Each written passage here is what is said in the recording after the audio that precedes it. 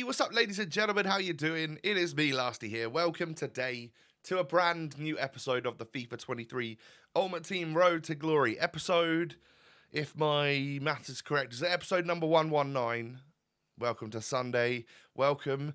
Oh, I nearly said an old phrase there. It used to be. I used to make a series called The Random Pick. So for those of you that are OGs of the channel, I nearly said, welcome to Sunday. Welcome to Random Pick Day. Maybe at some point I'll have to do a throwback episode to that. But yeah, I hope you're all doing well. If you enjoyed today's video, do me a small favor and just hit that thumbs up button. Looking to get 2,000 likes on this episode, and I think you can help make that happen.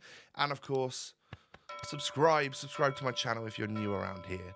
So today we are going to start things off by grabbing a couple of rewards, not really doing much with them, then doing a couple of SBCs, then get stuck into the weekend league with a new team. So yeah, enjoy.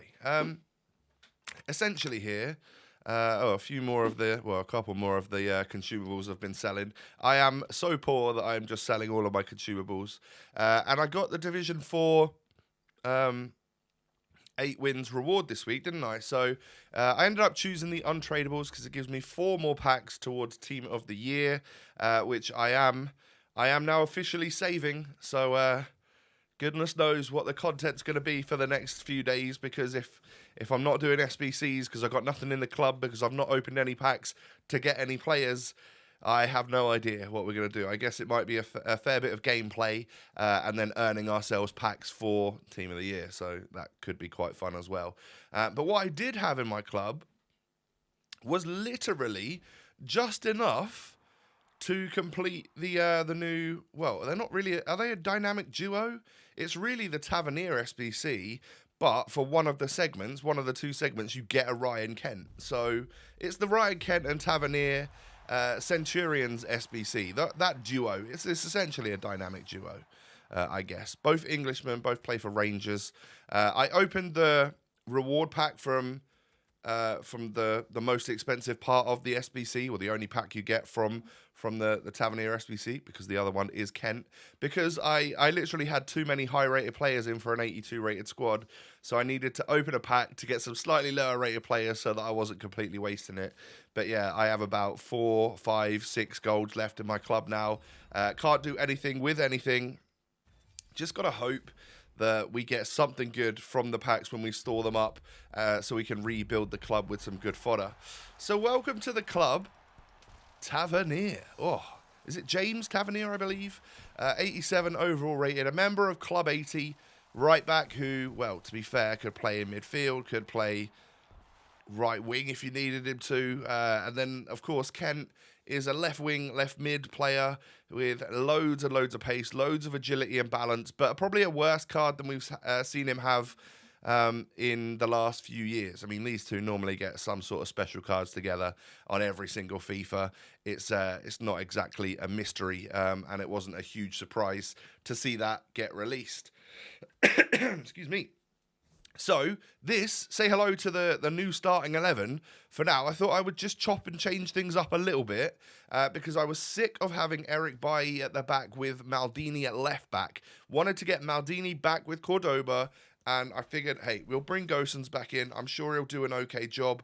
And the idea was for me to use the new Kent, the new Tavernier, and the Stevie Gerrard that I got in my icon pack the other day, to see if he's worth using anymore. So I've nabbed, I'm using the tactics from FootWiz.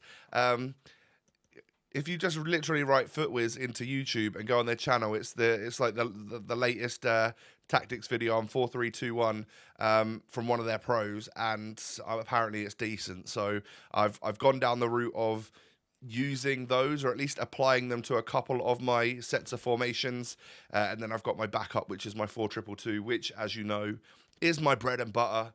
So if I need it, I'll go back to that. So yeah, into the first game of Foot Champs we go. A fairly sturdy looking team, to be honest. Three World Cup heroes, 3 Centurions, a couple of very good players in general, and I went 1-0 down. It took 28 minutes, basically half an hour for that first goal to go in. And as you can see at half-time, probably a deserved scoreline. I haven't made much XG for having 6 shots. I must have hit them well wide or well over or whatever. And then I actually end up going 2-0 down 20 minutes into the second half. So I then reverted to my 4-2-2. I made some substitutions, and Adama obviously doing what Adama does, which is score red time shots. No, he did, but it's not normally what I aim to do with him. And I just can't believe how much better and more fluid my team felt just with a formation that I'm more used to. I'm so desperate to try and get half decent with a better formation. Like if a pro is using 4-3-2-1 and he says it's really good or like it's the most powerful formation on the game at the moment, then surely it would be the best one for me to use as an amateur or a, whatever you want to call me. And ended up getting a lovely comeback against that guy, though. Literally beat him 3-2 when I was 2-0 down. So changing to 4-2-2, making a few substitutions, really did change things for me and improved on it. But we go again in the next match to see what we can make happen. And by the way, if you ever see Zidane really far up the pitch, it's because the way that this squad is set up, I would have one too many like defensive players, defensive midfielders, if you sort of count Zidane as one of those. And I didn't really want to play him as a wide cam in a 4-2-2. So whenever I play 4-2-2 at the moment, Zidane is up front with Di Natale. Now, I can't see anything wrong with that personally, but it's not particularly... it's not really what you would necessarily expect, is it? So, yeah, just bear that in mind. If you see Zidane up front, it's because, yep, he's up front in a 4-2-2, and I've been quite enjoying him there. He's obviously a little bit clunky in that role. I'm used to having Di Natale, Politano, Payet, all of those players that really are quite silky and move very well. But yeah, I mean, he's got 5-star, and just a great ability, so he can make things happen. But every game, I would say, so far of my weekend league has been a bit of a battle. As you can see here, I'm 3-2 down, about to go 4-2 down against this guy. Govu getting through. That's one thing at the moment. I'm not just getting past my defenders, my opponent's defense. They're always sat back like this. I must be attacking far too slowly or something, because I could score goals like that every now and again if they don't read the turn. But if you look at every single time I'm on the attack, my opponents are just so far back. I'm not hitting people on the counter-attack very often at all. And that makes it difficult. It makes it quite frustrating, of course. But I'm conceding loads of goals on the counter. So is my depth too high? Is it, here I guess I managed to counter-attack fairly well because, it was 2 against 2 there. Do we do it again here? Am I talking a load of rubbish to you guys? Well, I think at this point, this guy had gone slightly more attacking to obviously try and get back into it. So that leaves spaces open for me to then, take advantage and get the win, which is exactly what we've done just now because he quits in the first half of extra time. Excuse me. I really am feeling a lot better. It's just it's when I'm speaking and using my voice that it's just making me cough. So, 2 wins out of 2, considering they've both been tough games, I'll take that. Actually coming out the other end of a tough game with the victories is not something that we've been doing a lot lately. Donnarumma is the only player I've got at the moment who's off chem. He's on 1 chemistry pip, as opposed to 2 or 3. So that's not ideal. And I think he might have been making a few mistakes because of that. So I go 2-0 down again. I think in all of my games so far, there's been a moment where I've been at least 2 goals down. So if we can come back from this one, then we might be the comeback kings. So we do get a goal. It's with Cuadrado. And then we knock it through to Alawairan. And that's just a tidy, composed finish from the Saudi man. 2-2 then. 4 goals before the first 30 minutes of this game. Make that 5 goals before the first 30 minutes of this game. And you can see that this is... probably, how I mentioned that sometimes the game kind of gets to me. It was certainly doing that. It was Friday gameplay. so heavier than usual, as you would expect. I will never learn to just not play on Friday. It's because that I know that I've got stuff to do. If there's a football match on Saturday and I'm going to it, then I'm too busy to play on the Saturday, which means I wouldn't have a video for Sunday, so I've got to do it on Friday. So that is why I often go in on Friday, even though I don't particularly love to play the weekend league then. But what I have done here is win my first 3 games, even though I could have easily lost all of them. So, hey, at least that's a positive. Maybe we can carry on this unbeaten streak, and that would be very nice. Into the next game we go then. A 5 at the back, half-time, 0-0. Really not much being created for either side. Excuse me. But then early doors in the second half, this whole counter-attack thing happens again. It's probably a comedy of errors when you look at how I'm controlling my defenders. But that is just me trying my utmost, trying my hardest to do as much defending as I can. But I must be, obviously I'm doing something wrong. I'm grabbing the wrong players, I'm pulling people out at the wrong times and stuff, and making rash decisions, rash challenges. So yeah, I mean, that will never change. I'll try my best to improve, but that at this point is probably just the fact that I'm over 30 years old and just getting bad at video games now. But 2-2 after 90 minutes, and I think we kind of deserve to have won that match. So it's a shame that we hadn't done.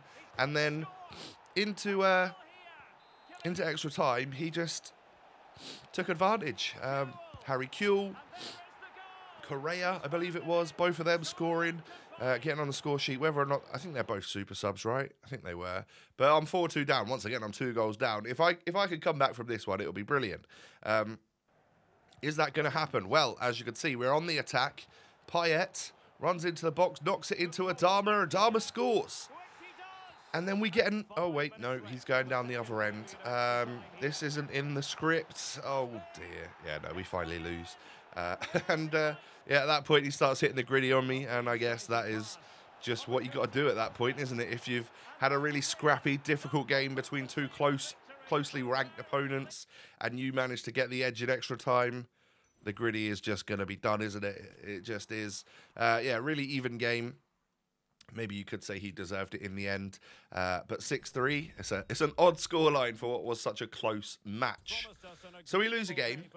And then we go into what is the most frustrating game of FIFA I think I've played this year. Not mainly down to my opponent, I have to say. There was just toxicity. Really patient player right from the get-go, and he managed to get a goal on 37 minutes. And then he proceeded to keep the ball until half-time. And so literally from about the 40th minute, he was like time wasted. Just and I did my best, right? You're going to just see various situations here for the rest of this game where I'm trying to catch up. You know, I do like the double press. I even pause it and change to constant pressure and all of that sort of stuff. But whatever this new patch is, I'm on team press as well. Even when you go on constant pressure and you do team press and you try and drag 2 players at once, there's just nothing you can do to get the ball off of someone if they really want to keep it. I guess if they've set themselves up in a way that they can play possession ball or whatever, there's always someone available. So I think it's a massive problem, and I just wonder if this sort of thing is going to start happening a lot more. So I make a mistake there, and he does manage to go 2-0 up. And just to add to the toxicity, of course, yeah, you knew what celebration was coming straight away, didn't you? And that is what it is. But I kept trying to get back into this game. I managed to get a goal, Adama with the goal, straight up, skip the celebration, let's get back into it. And it's just more of this rubbish. And it's just embarrassing. It's just pathetic, really. But I guess you got to do what you got to do to get a win if you're really desperate for it. And this is literally my team on constant pressure, high press, team press, whatever you want to call it. And you drag too many of them forward, and it makes such a huge gap for your opponent to then get another goal or whatever and push forward again. So he'd gone back to 5 at the back as well. That's absolutely pathetic scenes from you, Mario. But whatever. GG's, I guess. A 2-1 defeat in the worst circumstances, and that was enough for me on a Friday. I absolutely stopped right there. So that is where we're going to end our weekend league for now. And Sunday, today, whilst you're watching this, I'm probably sweating it out with 15 games to go to try and get up to my 11 wins. Whatever will happen, will happen. Do I love this team at the moment? No. Is there likelihood for some changes to be made? Yeah, I guess so. Gerrard doesn't feel like he's it at all. Kent doesn't to me either. Tavernier's very good, but obviously if you pull Kent out, you pull Gerrard out, then he's going to get no chem. So not quite sure what to do yet. Stay tuned for tomorrow's episode, and we'll see what we can make happen. Ladies and gentlemen, thank you for watching. Have a great day. Smash a like if you've enjoyed. 2,000 of those would be amazing. And subscribe to my channel if you're new. Cheers.